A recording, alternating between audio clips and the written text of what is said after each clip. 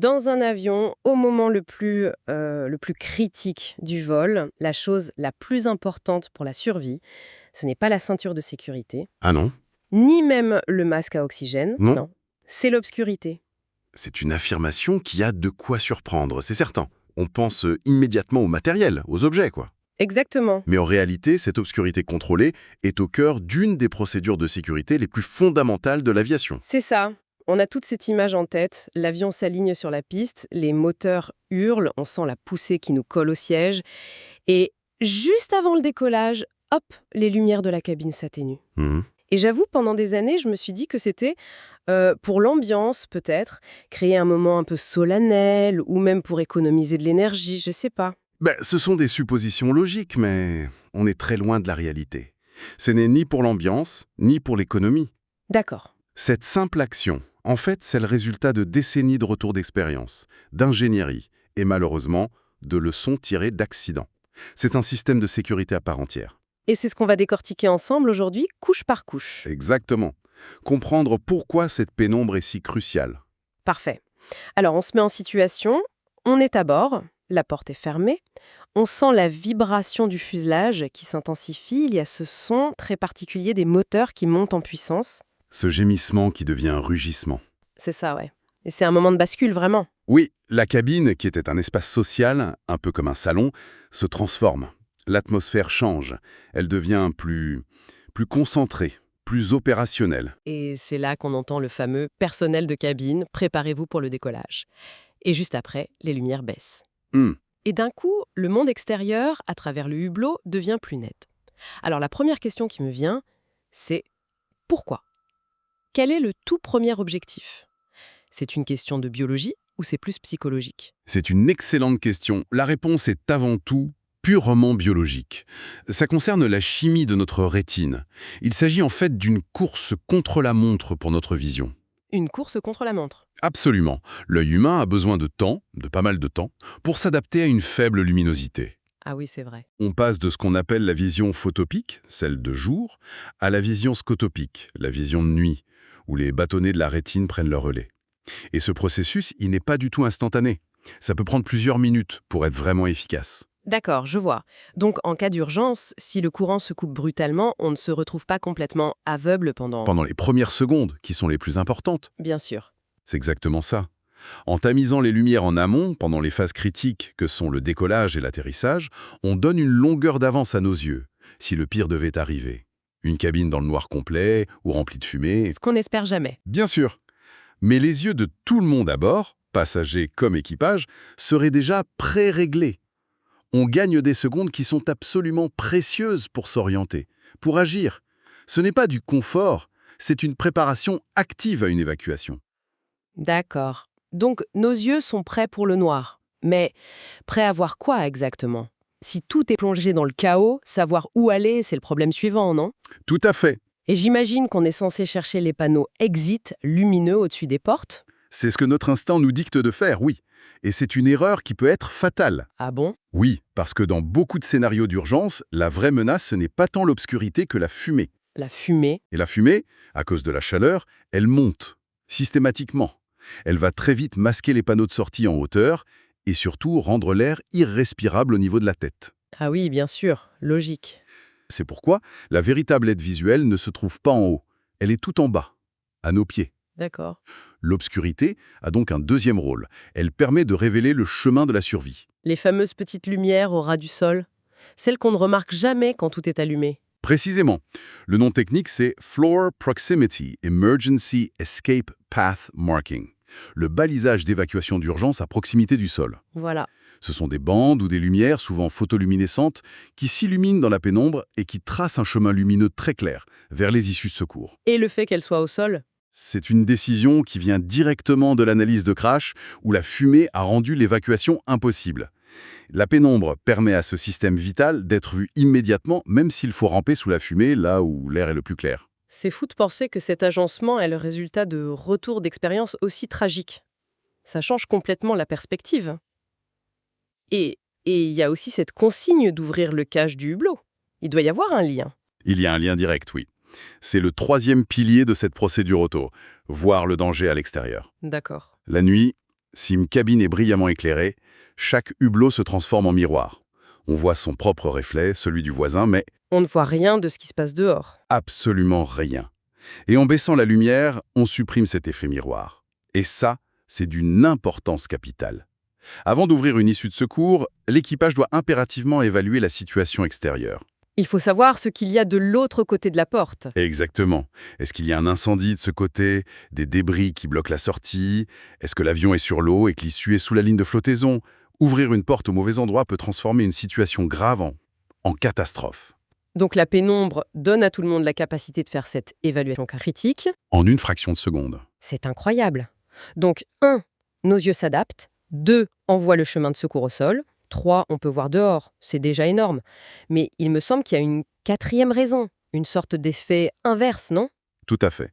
C'est le quatrième pilier et souvent le plus méconnu. Il ne s'agit plus de ce que nous, on voit, mais Mais de ce que l'on voit de nous. Il s'agit de permettre au secours de voir à l'intérieur. ah, ça paraît moins évident. Prenons une analogie. Un immeuble de bureau la nuit. Si toutes les lumières sont allumées à l'intérieur, quand vous êtes dehors, vous voyez surtout des reflets sur les vitres. C'est vrai, c'est difficile de distinguer ce qui se passe dedans. Voilà. Maintenant, si l'intérieur est sombre ou très faiblement éclairé, vos yeux perçoivent chaque détail, chaque mouvement à travers les fenêtres. Comme un miroir sentant, en fait. Le principe est inversé. C'est exactement ça. Et pour les pompiers ou les équipes de sauvetage qui arrivent sur le site d'un accident, cette différence est cruciale. Une cabine sombre leur permet de voir immédiatement s'il y a du mouvement, de localiser des survivants, d'identifier des dangers et d'organiser leur intervention beaucoup plus vite. Alors qu'une cabine vivement éclairée est une boîte noire visuelle. Complètement. C'est fascinant. 4 raisons fondamentales qui tiennent à ce simple geste. Mais derrière ces principes, il doit y avoir une ingénierie et des réglementations, d'une rigueur absolue. On imagine des petites lumières, mais j'ai l'impression que leur cahier des charges doit être hallucinant. Ah, c'est bien plus que des petites lumières, c'est un système de survie complet. Prenez juste la durée de fonctionnement. Oui, bien sûr. La réglementation, que ce soit celle de la FAA américaine ou de l'EASA européenne, est formelle. L'ensemble du système d'éclairage de secours doit pouvoir fonctionner pendant au moins 10 minutes sur une source d'alimentation totalement indépendante du circuit principal de l'avion. Ah, attendez, seulement 10 minutes. Ça peut paraître court pour évacuer un A380 plein. Pourquoi ce chiffre? Parce que la norme internationale d'évacuation, c'est que chaque constructeur doit prouver qu'il est possible de vider entièrement un de ses avions, même le plus grand, Oui. en 90 secondes. 90 secondes. Oui, en n'utilisant que la moitié des issues de secours disponibles. Ah, d'accord. Vu comme ça, 10 minutes, c'est une éternité. C'est une marge de sécurité très confortable par rapport à cet objectif de 90 secondes. C'est la fenêtre de temps jugée cruciale. Et ce système doit fonctionner dans n'importe quelle condition, j'imagine. Peu importe. Les tests de certification sont d'une exigence folle.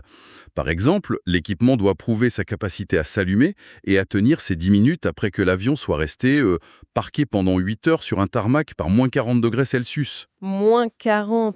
Ou à l'inverse, après 8 heures sous un soleil de plomb à plus 50. Qu'il fasse un froid polaire ou une chaleur de désert, au moment où on en a besoin, le chemin lumineux doit s'activer. Il n'y a aucune place pour l'échec. Mais le détail le plus dingue pour moi, c'est la résistance au crash lui-même. Ce n'est pas juste un système qui s'allume si tout va bien. Non, il est conçu pour fonctionner quand tout va mal. C'est ça qui est incroyable. C'est le cœur de la philosophie de la sécurité aérienne, concevoir pour la défaillance. La réglementation, et plus précisément la section 25.812 du Code fédéral américain, stipule quelque chose d'extraordinaire. Elle envisage le scénario d'une rupture du fuselage lors d'un crash. C'est-à-dire que l'avion se brise en deux, littéralement. Exactement. Et la règle dit ceci. En cas d'une telle séparation, en plus des lumières qui sont directement détruites par la rupture, Forcément. pas plus de 25% du reste des lumières de secours ne doivent tomber en panne. Pardon, je vais être sûr de bien comprendre. L'avion se casse, des circuits sont sectionnés, mais le système est conçu de telle sorte que 75% de l'éclairage qui reste, dans les 2 morceaux de l'avion, doit continuer de fonctionner. C'est un peu le principe des guirlandes de Noël modernes. Si une ampoule grille, le reste continue de briller. D'accord. Sauf qu'ici, la guirlande, c'est un avion qui vient de se briser en deux. L'intégrité du chemin lumineux doit être maintenue au maximum, même dans le chaos d'une dislocation de la structure. Je suis sans voix. C'est un niveau de préparation à l'impensable qui est difficile à imaginer. Et c'est rendu possible par une architecture redondante, avec des batteries de secours réparties le long du fuselage. Et pendant que toute cette technologie se tient prête, il y a aussi le facteur humain. L'équipage ne fait pas que baisser les lumières. Ce moment signifie quelque chose pour eux aussi, j'imagine. Absolument.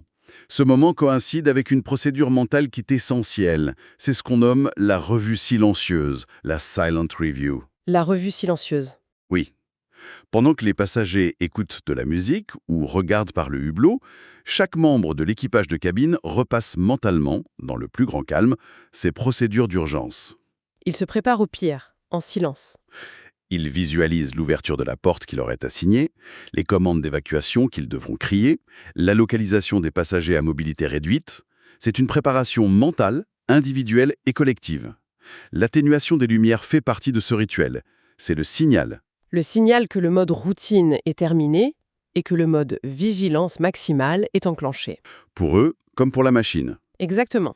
Donc ce geste, qui pour nous passagers semble presque anodin, est en fait le point de convergence de tout un système. La biologie de nos yeux, une ingénierie ultra robuste conçue pour survivre à un crash, des procédures d'évacuation, et la préparation mentale de l'équipage. C'est une chorégraphie, invisible et silencieuse. Tout ça dans un simple changement de lumière. Tout s'emboîte parfaitement. Chaque élément est une couche de sécurité, et l'atténuation des lumières, c'est la clé de voûte qui active et relie plusieurs de ces couches en même temps. Ça change radicalement la perception de ce moment. Ce qui pouvait être une petite source d'anxiété, le bruit qui monte, l'obscurité qui s'installe, devient en fait incroyablement rassurant quand on comprend la logique derrière. La prochaine fois que les lumières de la cabine baisseront, ne voyez pas ça comme une interruption.